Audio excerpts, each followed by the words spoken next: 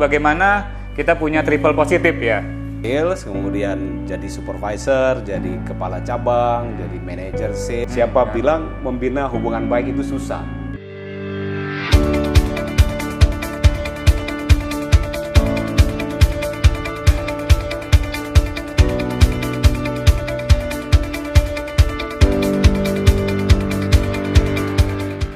Assalamualaikum amazing people, Alhamdulillah kita di Bintaro. Saya akan ketemu dengan salah satu juga kakak kelas saya di kampus di PB. Beliau tuh mantan Vice President Sales di sebuah bank swasta internasional. Kita akan nanti dapatkan inspirasi tentang sales, marketing, dan juga tentang leadership. Namanya ini Bang Walnek Jas. Ya, seperti apa nanti inspirasinya? Kita saksikan yuk. Masuk? Oke.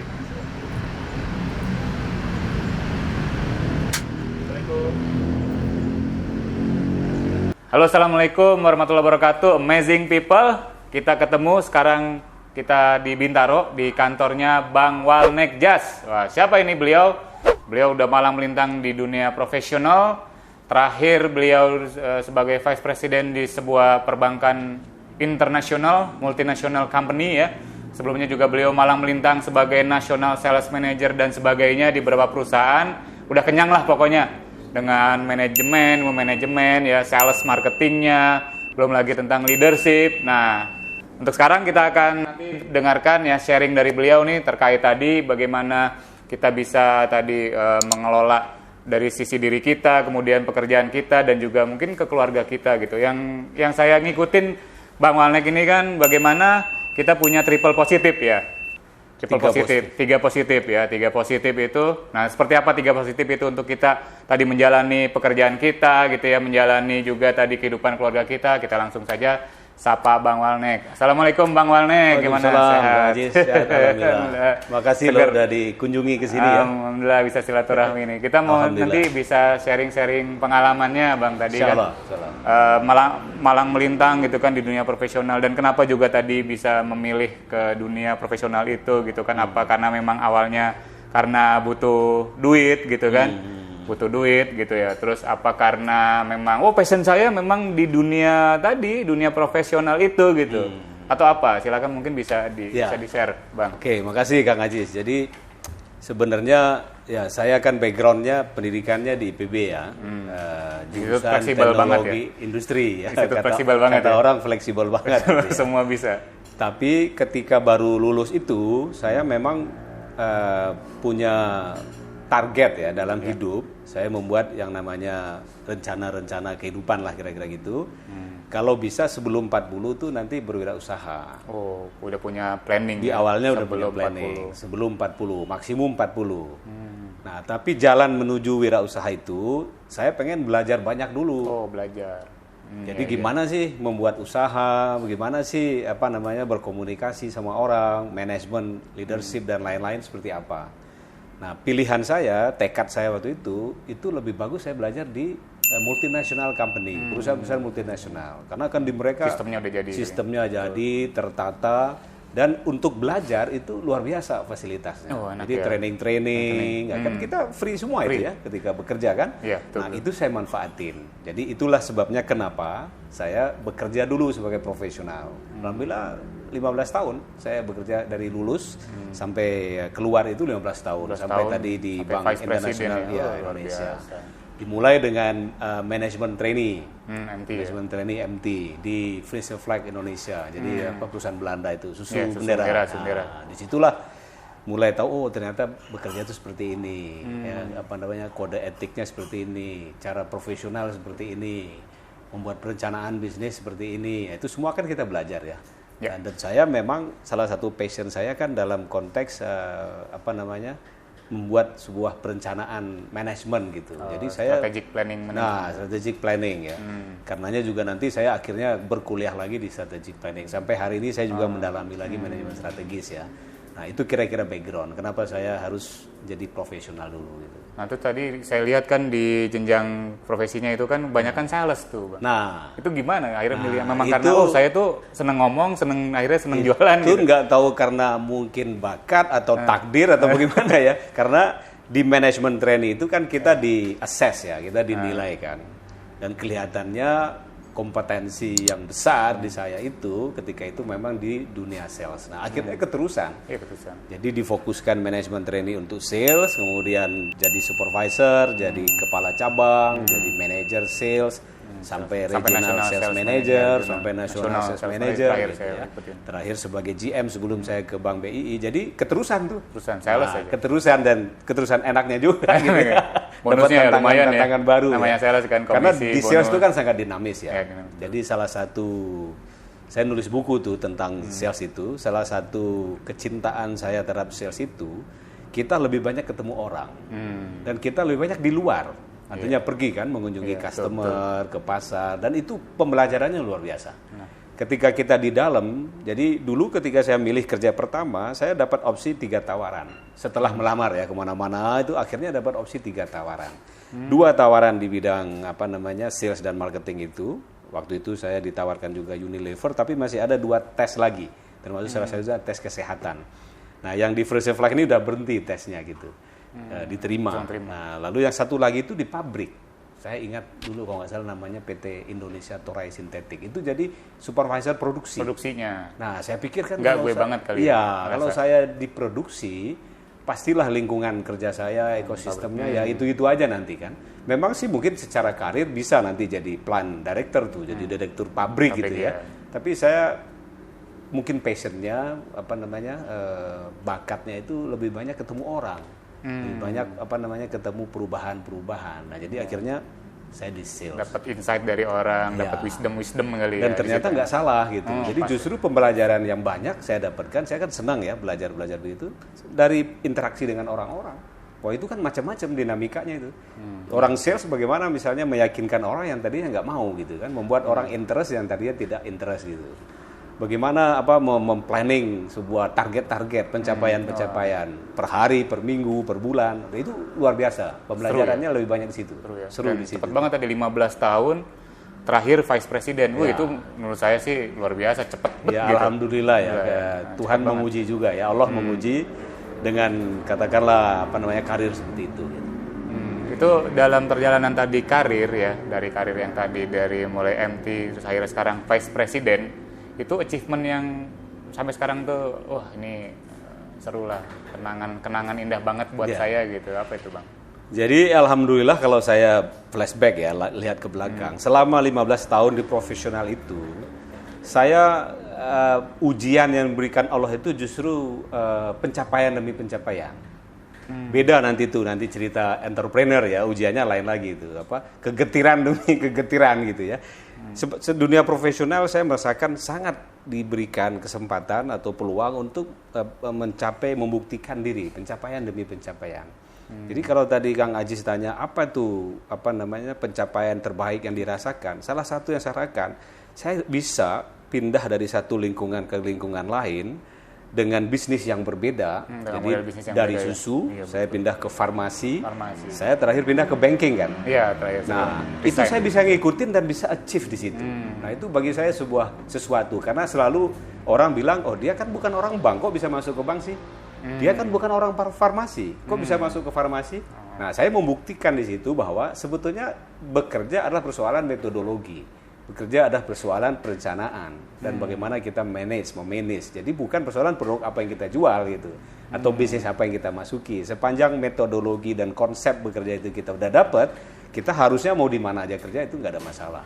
Nah, itu yang saya rasakan ujian kenikmatan ya, bahwa tidak ada gangguan atau tidak ada masalah pindah dari industri yang berbeda mudah adaptasi dan dari lingkungan yang berbeda. Karena tadi karena saya belajar terus, banyak orang bermasalah dengan misalnya lingkungan baru, atasan baru, teman baru, konflik di kantor, politicking di kantor segala macam. Saya nulis buku juga tuh. Siapa bilang membina hubungan baik itu susah? Karena pengamatan saya, ini orang kok ribut terus gitu, berantem terus gitu. Iya kan, kalau kantor apalagi kalau sales dengan keuangan, udah ribut tuh pasti. Padahal kan ini pengen ngerem duit, tujuan ini kita pokoknya apa gitu kan. Buang duit dulu buat mancing omset gitu. Saya sering ceramahi teman-teman saya, tujuan hidupmu apa sih? Tujuan hidupmu kan mencapai sesuatu yang mulia, bukan bekerja ini kan. Kan bukan bekerja itu tujuan hidupnya. Dan bukan mendapatkan gaji kan. Tapi bekerja, mendapatkan gaji, naik karir, dapat bonus, itu adalah alat aja, kan. ya, Alat kan. aja paling. Tools yang kita gunakan untuk mencapai tujuan hidup. Tujuan hidup kita kan mau ya kuliah lagi, berbakti, membina keluarga yang bagus, membuat orang tua kita jadi bahagia, mendirikan rumah ibadah, berbagi dan seterusnya kan. Nah, bagaimana kita bisa mencapai tujuan hidup itu dengan ada alat, ya salah satunya uang kan. Kita dapat sesuatu untuk melakukan atau mencapai tujuan hidup. Nah, saya bilang kalau Anda tahu esensi itu, ngapain kita harus berantem? Toh kalau di kantor, kalau perform kantor itu profitnya tinggi, bonusnya tinggi. Iya. Kenapa balik enggak lagi kita ke karyawan itu? Iya, ya, kenapa kita nggak kongsi aja nih? Ayolah, kongsi aja kita. Mencapai hasil terbaik, dapat bonus tinggi, perusahaan untung tinggi, bonusmu tinggi gitu. Iya. Nah, itu kadang-kadang mindsetnya ke situ ya, Bang. Mindsetnya ke situ. Dan kadang banyak orang yang tidak paham. Jadi orang lebih kepada seremonial, lebih kepada teknikal yang ya gua kerja, ini kewenangan gua, ini kewenangan lu.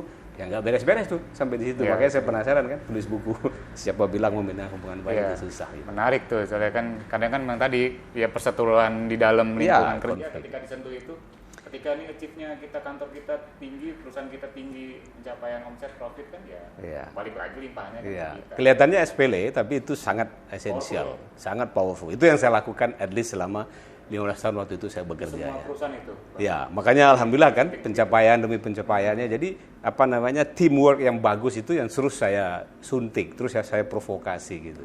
Udahlah kamu kerja untuk apa sih? Tujuanmu apa sih? Nah, tujuan mencapai tujuan hidup, caranya bagaimana? Dengan uang, dengan karir. Jadi kalau saya mentargetkan, saya bilang 2 tahun, kalau saya nggak berkembang secara horizontal, saya harus berkembang secara vertikal. Artinya apa? Loyalitas saya kepada profesi. Jadi kalau di sini saya masih di wadah ini 2 tahun saya naik pangkat. Kalau perusahaan tidak menyediakan wadah itu, bukan karena saya benci perusahaannya, saya harus pindah. Kenapa? Mencari karir yang lebih bagus, uang yang lebih bagus. Karena saya punya tujuan hidup yang sudah saya set gitu. Nah, jadi di saat dimanapun kita bekerja, kapanpun kita bekerja, maksimal aja. Nggak ada urusan dengan ribut sama Kang Ajis, ribut sama Kang siapa lagi gitu kan. Ngapain? Toh nanti akhirnya ketika naik pangkat, orang itu akan diminta rekomendasi. Bagaimana menurutmu anak itu? Wah, itu kurang bagus kerjasamanya. Kemarin dia... Nah, jadi kan nggak maksimal ya. Nah, itu mungkin ya. Salah satu anugerah yang Allah berikan sama saya. Alhamdulillah selama itu saya lakukan gitu. Jadi sampai hari ini so far tidak punya musuh, dan kalau saya meninggalkan perusahaan itu bukan karena saya tidak cinta lagi sama perusahaan itu, tapi karena memang saya punya kepentingan lain yang kebetulan perusahaan bilang sudah tidak bisa diakomodasi. Nah, alhamdulillah Kang Ajis selama 15 tahun saya 4 kali pindah kerja dan 7 kali naik pangkat. Berarti total 11. Berarti per 2 tahun sekali ya? Total 11 dalam 15 tahun. 1,5 tahun bergerak, iya kan? 1,5 tahun bergerak. Kalau bukan dengan mindset itu, kalau kita hanya jadi staff atau karyawan biasa, ya paling naik gaji setahun 5%. 10% paling hebat. Nah, makanya nggak pernah punya tabungan kan gitu kan. Ngikutin inflasi terus kan gitu kan. Nah, jadi ya harus efektif dalam bekerja dan harus profesional. Kira-kira seperti itu. Tapi goal setting pribadi dulu yes. Ya. Tetap kita punya harus tujuan goal yang mulia tadi ya, ini sebagai sarana aja ya. Ya, kerja sebagai sarana. Dan kita harus minta dapat dukungan dari lingkungan kan. Nah, menariknya tadi kan Bang ya, udah sampai vice president nih. Lah kok akhirnya milih bisnis konsultan? Saya ngikutin kan. Ya. Ini yang terbaru nih robotik ini, kita baru tahu yang robotik ini. Iya. Kan, ya, jadi ada 2 alasan kan tadi ya. Ada 2 alasan. Yang pertama memang saya punya target kan. Kan orang bilang life begin at 40 ya. Hidup itu katanya mulai di usia 40. Jadi ketika awal saya bekerja, saya mentargetkan kalau bisa sebelum usia 40 saya berwirausaha. Saya sebutnya ini kuadran yang berbeda kan. Jadi kalau boleh saya cerita sedikit, saya punya 4 kuadran kehidupan yang saya setting. Yang pertama itu saya sebutnya kuadran 1 itu belajar. Jadi SD, SMP, SMA, kuliah itu ya kurang lebih 15-16 tahun itu kuadran 1. Ya pokoknya belajar aja, muluk-muluk kan, awang-awang kan, pokoknya belajar aja gitu. Dulu ya. Belum dunia realita gitu ya, ya paling berorganisasi dan lain-lain. Nah kuadran 2 itu saya butuhkan bekerja dengan orang atau profesional. Konteksnya belajar, tapi belajar dunia nyata, belajar realita kan, berkonflik dengan orang, berkomunikasi, berinteraksi dan lain-lain. Kuadran 2. Nah lalu saya pindah ke kuadran 3. sekarang nih masih saya jalani udah 11 tahun, itu berwirausaha atau bekerja sendiri, mempekerjakan orang lain. Nah, nanti terminal terakhir insya Allah kalau Allah kasih usia nih, kalau Allah kasih umur, 15 tahun berikutnya itu nanti adalah kuadran 4, itu sosial ria full 100%. Jadi nanti kalau saya diundang nih oleh Kang Ajis untuk memberikan training, saya nggak mau terima uang tuh. Kalau sekarang saya masih butuh, saya tanya berapa uangnya kan gitu kan. Karena masih berwirausaha. Tapi di kuadran 4 nanti enggak. Saya sosial. Kalaupun orang mau bayar sama yayasan saya. Karena ada cita-cita membuat beberapa yayasan ya untuk pengabdian dan segala. Itu kalau Allah kasih hidup. Nah, kenapa tadi alasannya saya loncat ke kuadran 3? Satu, memang sudah ada target untuk itu. Nah, kedua, kenapa memilih tadi dunia konsultan di awalnya sebelum saya akhirnya mengembangkan yang lain-lain? Memang passion saya di people development. Saya sangat punya passion untuk penasaran untuk merubah orang. Jadi orang ini kenapa sih males gitu? Nah, lalu saya dalamin dan saya coaching mereka, saya dampingi mereka. Dan itu yang saya lakukan dulu selama bekerja juga. Jadi kerjaan saya, kita sebagai leader, sebagai manajer, saya nggak ikut bekerja teknis dengan mereka. Tapi saya ngurus-ngurus mereka aja tuh. Iya, ngulik-ngulik mereka aja. Kenapa nih orang malas? Kenapa tidak termotivasi? Knowledge apa yang harus saya supply untuk dia? Itu sejatinya makna dari teamwork kan. Teamwork itu kan kita bekerja bersama-sama sesuai porsi. Bukan bekerja sama sesuai porsi. Bukan bekerja bersama-sama. Jadi kalau jualan bukan 4 orang dengan level yang berbeda jualan sama-sama ke satu tempat gitu kan. Tapi ada porsinya masing-masing. Jadi saya lebih ke develop orang. Kalau dia kurang training, kita kasih training. Kalau saya nggak mampu, saya datangkan dari eksternal. Jadi saya senang sekali. Saya punya passion itu. Nah makanya usaha pertama yang saya dirikan adalah konsultan di bidang SDM, konsultan di bidang people development untuk enhance atau meningkatkan mereka punya productivity. Jadi kenyataan yang saya alami selama bekerja itu saya copy kepada perusahaan-perusahaan lain dan klien kita kebanyakan juga multinasional dan perusahaan-perusahaan BUMN. Hampir sama kasusnya, orang berkonflik, orang ribut, produktivitasnya rendah dan seterusnya. Nah itu saya senang sekali, makanya saya dirikan konsultan. Boleh nanti suatu saat collab tuh Bang ya. Kan kita juga di Amazing Group dan di Cinta Peran ini kan ada salah satu unit Amazing Consulting ya. Dengan senang hati, ya dengan senang hati. Ya. Dia bisa tuh collab yang sisi kekuatannya Bang Walnek ya, apa gitu. Dengan senang hati, karena gini, prinsipnya gini ya. Kalau saya mengakses individu nih, orang itu punya potensi yang besar untuk berkembang. Orang punya potensi yang besar untuk maju. Tapi potensi itu ketutup dengan pengaruh-pengaruh negatif yang ada pada dirinya. Sehingga ketutup. Contoh nih, ada 10 orang berteman, masuk kantor sama-sama, lalu yang 8 ngajak ngopi-ngopi. Ngopi sih kalau 10 menit, 15 menit sih oke. Tapi akhirnya kan 2 jam. Ya kan? Jam kerja 8:30, ngopi 2 jam. 10:30 baru kerja. Nanti jam 12 sudah pengen makan siang, jadi kapan mau majunya gitu kan? Nah itu ketutup oleh itu gitu. Jadi saya senang sekali untuk berat mindsetnya dulu ya. Harus ditanamkan tadi pemahaman bahwa ya Anda tuh harus produktif. Ya sebetulnya kita berpotensi, orang semua berpotensi untuk maju. Toh otaknya sama, volume otaknya sama. Kalau volume otak saya lebih gede dari Kang Ajis, saya hidrosipalus dong kalau gitu kan. Sama aja kan makannya ya pete, jengkol segala macam, sama aja kan. Iya. Jadi hanya kemampuan dia mengatur mindsetnya dan memanage waktunya, itu aja persoalannya. Nah pasti dong dalam perjalanan ini ya, tadi sebagai profesional berkarir, kemudian tadi ke kuadran bisnis, ini kalau suka pasti banyak hal suka kan ya, apalagi kalau dalam profesional kan, ya. Bonusnya lah gitu kan. Kalau dalam bisnis kan ya kebahagiaan itu kan, wah lihat orang itu bisa maju berkembang, itu pasti kebahagiaan yang bisa kita dapatkan. Nah, pasti nih ada di balik itu dukanya nih ketika jadi profesional, ya. Pun pas jadi pengusaha nih, konsultan ini apa nih? Ya. Terutama tadi mungkin di awal pas jadi profesional ini nih, itu ada dukanya apa? Jadi seperti yang saya sampaikan tadi, waktu profesional itu saya pikir itu bagian dari ujian juga. Saya ujiannya adalah dikasih kenyamanan itu, sehingga ya bukan nggak ada duka sama sekali, tetapi menurut saya jauh lebih kecil dibandingkan ketika nanti cerita yang entrepreneur ini ya. Tapi kalau saya harus menyebut dukanya ketika profesional itu lebih kepada penyesuaian strategi atau objektif perusahaan, karena namanya kerja di multinasional itu cepat sekali. Tiba-tiba kita baru kaget-kaget bulan depan nanti perusahaan itu dijual tuh. Pemiliknya lain lagi. Nah, worldwide kan, dunia kan.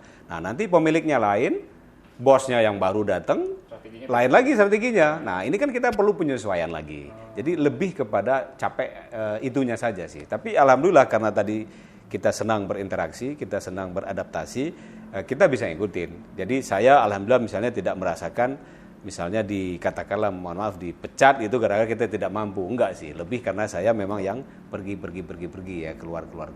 Nah, jadi secara pain-nya, secara susahnya masih ke manage lah, masih ke kelola, tidak ini. Beda dengan ketika di kuadran 3 ini.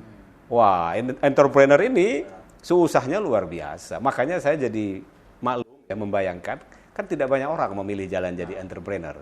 Jadi jumlahnya entrepreneur di Indonesia, konon menurut statistik kan masih di bawah 10%. Masih jauh. Kenapa? Memang susah gitu ya. Memang susah karena segala macam urusan yang tadinya dibagi bagian-bagiannya. Kalau kita profesional, misalnya saya kepala sales ya, saya ngurusin sales kan. Kalau profesional, kalau entrepreneur semuanya itu di kita. Jadi bahasa sederhananya kalau profesional kita menjalani sebuah kepastian sebetulnya. Tiap tanggal 1 gajian gitu kan, atau akhir bulan gajian gitu. 29-30 gajian. Tapi kalau entrepreneur kita mengkonversi yang tidak menentu, uncertainty menjadi certainty itu, menjadi kepastian. Nah, jadi itu kerjanya jauh lebih berat.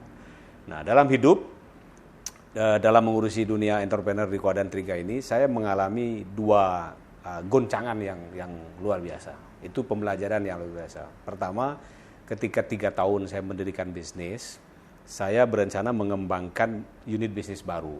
Waktu itu di media, saya buat koran lokal. Karena apa? Ada dasarnya datang segerombolan wartawan ke saya, wartawan lokal yang mungkin lagi ada yang tidak punya kerjaan atau ada yang pengen ini. Ya saya karena baru berangkat dari dunia profesional, saya kan mindsetnya positif-positif aja kan, bagus-bagus aja, keren-keren aja. Dia menyodorkan gini, saya lihat secara logis, saya terima logik konsepnya, jalanin. Tetapi di balik itu saya nggak tahu ternyata mentality, integritas dan lain-lain itu bermasalah. Jadi 1,5 tahun perusahaan itu saya dirikan, itu nggak maju-maju. Nggak maju-maju bukan karena konsepnya, tetapi karena tanda kutip, bukan karena tanda kutip digembosi lah dari dalam gitu. Jadi revenue kadang-kadang tidak 100% masuk ke kita, ya perangai-perangai seperti itulah. Saya pikir nggak mungkin juga saya ceritakan secara ini. Intinya saya dikelilingi oleh orang-orang yang integritasnya masih bermasalah. Sehingga singkat cerita bangkrut tuh usaha yang di tahun ketiga yang saya dirikan itu. Setelah saya mendirikan konsultan itu bangkrut. Saya rugi luar biasa zaman itu, tahun 2011-2012, 2 miliar. Dan ketika itu ya namanya kita pegawai biasa kan tentu nggak punya banyak uang juga kan, nggak punya banyak simpanan juga.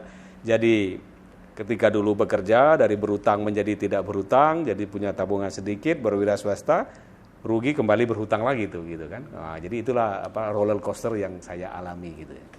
Nah, tsunami kedua ya ini di Covid ini sebagian besar bisnis kita juga terhenti. Tapi saya kira ini ujian lah ya, mudah-mudahan Covid bisa berlalu. Karena kebetulan beberapa lini bisnis saya itu secara langsung berhubungan dengan Covid. Contoh, konsultan itu perusahaan-perusahaan karena revenue-nya turun, dia nomor 3, nomor 4 kan training. Jadi di pending. Semua committed training saya di pending. Yang nggak kira-kiranya kapan pendingnya sampai tahun depan. Nah, jadi harus puasa nih kita kan, berhenti. Saya ada sedikit properti kecil-kecilan, daya beli juga seperti begini, jadi 0, berhenti juga. Bagaimana kita mengkonversinya gitu kan. Kemudian kursus sejak bulan Maret, siswa diliburkan ke rumah, berhenti juga karena kalau siswa datang baru dia bayar kan gitu kan. Nah, itu 100%. Jadi kalau orang turunnya 20, 30, kalau kita terkonversi langsung. Nah, baru 1-2 bulan ini kita mulai coba online. Nah, saya ada juga umroh. Saudinya lockdown ya. Terus ya kira-kira seperti itu. Nah, itu dukanya ya. Ya, dukanya kira-kira seperti itu. Nah, tadi seru banget Bang, udah sharing kan.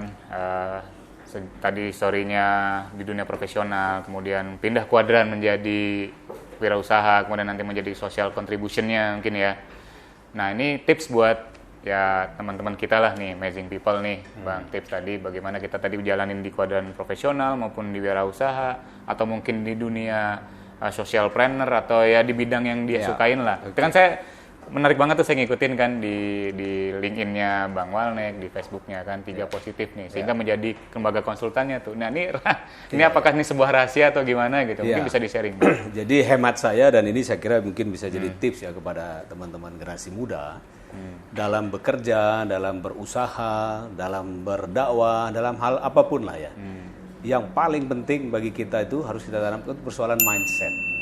Jadi masalah pola pikir aja, masalah paradigma aja. Oh, itu paradigma. Jadi kalau mindset kita katakanlah negatif, itu pasti yang keluarnya negatif semua kan. Makanya saya senang bermain dengan kata-kata positif ya. Tapi bukan positif untuk perempuan ya, untuk calon istri ini bukan ya. Itu hamil ya. Nah, itu hamil ya. Jadi kenapa saya dirikan perusahaan ini langsung judul namanya PT 3 Positif Paradigma? Karena bagi saya adalah itu jadi moto. 3 positif itu 3 positifnya, yaitu think positively, berpikir secara positif, act positively, bertindak secara positif, dan end positively, berakhir positif. Mengakhirkannya positif. Nah, ini mau dibolak-balik juga boleh. Kalau kita mau berorientasi kepada akhir yang positif, pastilah kita harus bertindak, berperilaku positif. Iya, kan? betul. Bagaimana mungkin seseorang akan berakhir positif kalau perilakunya nggak positif? Gitu. Nah, kalau perilakunya lebih banyak yang positif, didominasi oleh hal-hal yang positif, pasti pikirannya juga positif. Gitu. Nah, sebaliknya, kalau kita mau berperilaku positif, ya mulai dengan pikiran yang positif. Jadi, gampang kok, itu sederhana. Kalau kita lihat di tengah masyarakat, cara bicara aja, atau kita lihat interaksi pada saat bicara aja, banyak sekali orang terjebak dengan pikiran-pikiran negatif. Contoh, orang misalnya belum selesai bicara, dia udah potong. Maksud kamu begini kan? Padahal bukan gitu maksudnya gitu. Jadi negatif dulu yang keluar gitu. Terus ada orang misalnya datang tergopoh-gopoh mau minta tolong. Nah, kamu mau minjam duit kan? Ya belum tentu kan. Mungkin dia mau curhat, mungkin dia mau apa gitu. Jadi saya sangat-sangat menganjurkan kepada generasi muda mulai dari paradigma, mulai dari pola pikir. Kalau yang kita pikirkan itu positif, ya sama juga kan. Dalam Islam kan Allah mengajarkan, kata Rasulullah kan, itu. Aku sesuai prasangka. Kalau prasangka positif, Allah kasih positif. Ya. Exactly gitu. Jadi kita prasangka kita seperti apa? Nah, prasangka itulah yang bahasa manajemennya kan paradigma pola pikir gitu. Jadi mulai dari situ. Nah, kalau kita sudah membiasakan untuk berpikir dengan positif, insya Allah tindakan, ucapan, perilaku kita akan positif. Jadi nggak ada lagi nanti tempat ya di dalam diri kita, dalam perilaku dan tindakan kita ini hal-hal yang negatif. Ngapain buang-buang waktu? Toh waktu juga sangat-sangat singkat kan gitu. Kita mau hidup ini mau apa sih? Hidup kan untuk hidup lagi setelah hidup nanti ya, kan gitu. Setelah mati kan. Setelah mati. Kan? Nah, jadi paradigma positif. Nah, itu yang pertama. Nah, yang kedua, tips dari saya, mau di dunia pekerjaan, mau di swasta, mau di entrepreneur, mau di juru dakwah, dan integritas itu juga sesuatu yang sangat-sangat penting. Jadi gampang kok melihat orang berintegritas apa enggak. Sering enggak dia berkata lalu yang dia lakukannya berbeda. Sering enggak dia berjanji lalu yang dia sampaikannya beda. Misalnya nih, Kang Ajis tadi kan janji, Bang, kita ketemuan yuk. Nah, tiba-tiba Kang Ajis nggak datang. Nah, itu kan persoalan dengan integritas. Iya. Alhamdulillah, walaupun tadi agak-agak macet ya. Karena orang lain kan sudah, ketika kita menyampaikan itu, orang lain kan sudah menyediakan waktu, ya kan, usaha yang lain, untuk itu gitu. Jadi, itu gampang ujian integritas itu. Jadi, dia menepati janji nggak? Dia mengomongkan, kamu nggak boleh loh seperti itu. Dia sendiri melakukan itu. Kan banyak sekarang kita lihat kan, mohon maaf nih pemimpin-pemimpin kita misalnya, enggak, saya nanti nggak akan begitu. Nggak akan korupsi kok, korupsi. Ternyata korupsi. Anak saya nggak akan maju ya, ternyata maju, misalnya seperti itu ya. Jadi kan itu integritas ya. Nah, hati-hati di situ. Jadi kalau kita mau sukses hidup di dunia yang tentunya untuk hidup di akhirat, jadi parameter suksesnya adalah untuk menghantarkan kita kepada akhirat, integritas itu tidak bisa ditawar. Nah, harga mati ya. Itu harga mati, itu sebuah nilai yang harus kita tanamkan kepada kepada diri kita. Nah, jadi itu paradigma sama integritas. Dan yang ketiga, ini saya kira penutup dari saya. Yang ketiga itu adalah jadilah pembelajar. Jadilah orang yang terus belajar. Saya aja sekarang seperti tadi offline ya, saya cerita sama Kang Haji, saya masih belajar lagi nih, baik formal maupun informal. Jadi, doktor ya tuh. Nah, lagi kuliah doktor kan. Tetapi belajar itu juga tidak melulu harus yang formal kan. Dari daun aja kita bisa belajar kok. Dari kamera aja kita bisa belajar kok gitu. Jadi jadilah orang yang pembelajar sehingga kita tidak ada kata tahu semuanya, tidak ada kata sudah menguasai semuanya.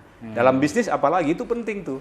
Kalau dalam bisnis kita bilang pokoknya cara terbaik saya seperti ini, wah selesai sudah. Pada saat dia mengucapkan itu, pada saat itu dia menggali lubang untuk kegagalan bisnisnya. Kenapa? Besok atau lusa belum tentu cara itu yang baik. Lihat aja dengan COVID ini. Siapa yang menduga?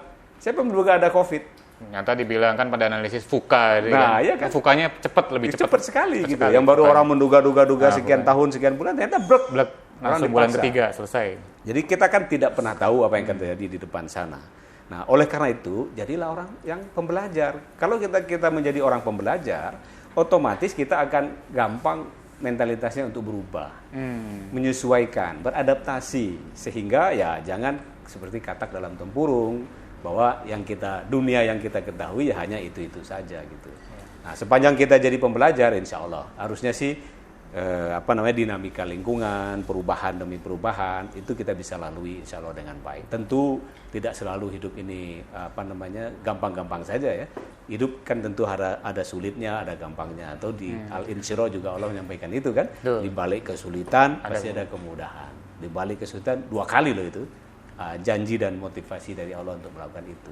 Tapi sepanjang kita berpikir positif, kemudian sepanjang kita berintegritas, dan sepanjang kita menjadi manusia yang pembelajar, nah insya Allah harusnya sih kita bisa melalui badai-badai dan tantangan-tantangan yang insya Allah ya kita lewatin.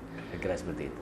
Alhamdulillah, mantap bener nih inspirasinya, insight-nya ya, pembelajarannya nih dari Bang Walnek nih, guru kita semua Amazing People. Alhamdulillah tadi kita sudah banyak dapat ya dari historinya beliau di dunia profesional, kemudian masuk ke dunia wirausaha, dan tadi punya target berikutnya adalah full sosial kontribusi ya buat negeri kita gitu ya Bang ya. Jadi ya istilahnya sebagai bentuk legacy kita lah ya, warisan-warisan kita gitu, karena itulah yang nanti akan bisa kita bawa pulang ya, kita pas meninggal ya kita bawa itu warisan. Nah, Amazing People, saksikan terus di channel ini karena nanti ya selain orang keren seperti Bang Walnek ini akan ada banyak profesional lain, praktisi bisnis ya, manajemen, kemudian di dunia leadership gitu, yang akan menginspirasi kita semua, yang akan memberikan insight yang luar biasa sehingga itu akan bermanfaat di keseharian kita, di kehidupan sehari kita, sehingga itu bisa kita tadi menjadikan pribadi kita semakin produktif dan semakin bermakna. Itu saja dari saya, terima kasih. Bila taufiq wal hidayah. Wassalamualaikum warahmatullahi wabarakatuh.